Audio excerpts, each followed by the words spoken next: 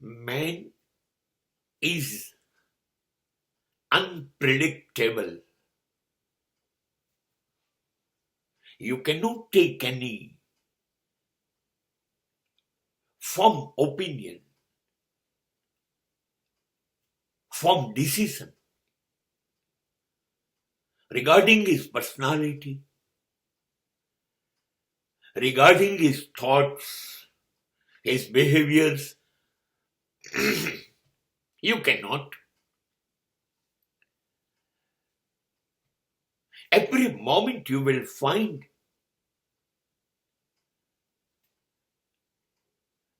man is different.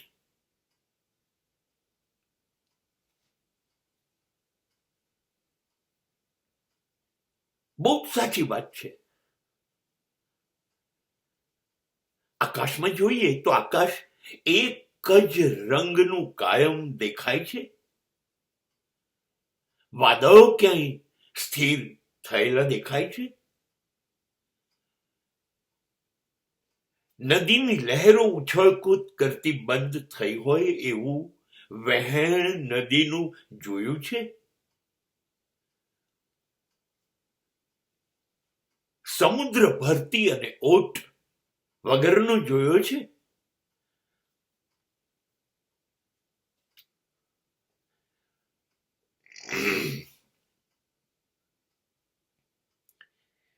માણસ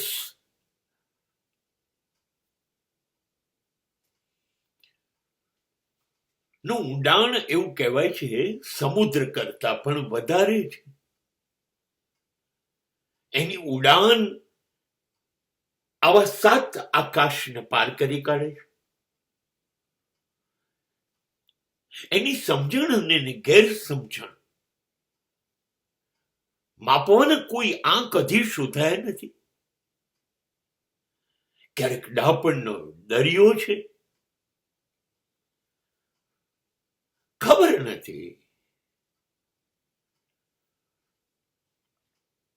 નથી પડતી. કોઈ પણ દિવસ માણસ તમારી અપેક્ષા મુજબનો બની નહીં શકે. મન સ્થિર રહ્યું છે, વૃત્તિઓ સ્થિર રહી છે, ઇન્દ્રિયો કાબુમાં રહી છે. ના, એ બધું બદલાય છે તો માણસ કેવી રીતે સ્થિર રહે? માણસ સતત બદલાતો રહે છે. ગઈકાલે હતો એ આજે નથી, આજે જે છે એ આવતીકાલે નથી. તમે તો નક્કી કરીને બેઠા કે આવો જ આ માણસ છે.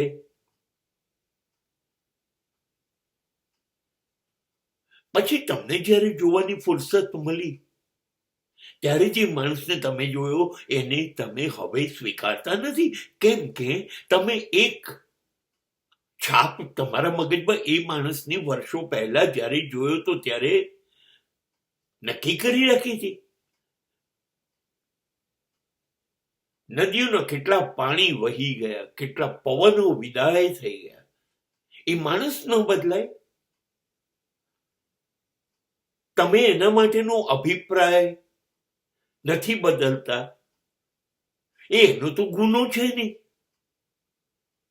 પણ આપણે જે જોયો છે, આપણે જે માન્યો છે, આપણે જે સમજ્યા છે, આપણી જે સમજણ છે, કદાચ એ આપણી ગેરસમજણ છે. એ મુજબ એ માણસ આપણને લાગ્યા કરે છે. આપણે બદલવો નથી આપણો અભિપ્રાય.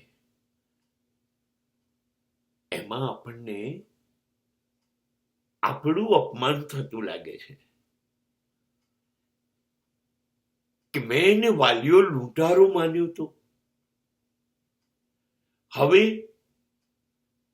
હું વાલ્મીકીને આદ્ય કવિ કેવી રીતે કહું, મહાકવિ કેવી રીતે કહું? આ વાલ્મીકીનો ઇસ્યુ નથી, વાલિયા લૂંટારાનો ઇસ્યુ નથી, આ તમારો ઇસ્યુ છે. માણસ બદલાતો રહે છે પળે પળે. હું તો વર્ષોની વાત જ નથી કરતો, પાછલી ક્ષણ પછીની બીજી ક્ષણે પણ માણસ જુદો હોઈ શકે. ના સ્વીકારવું એ તમારો ધર્મ છે.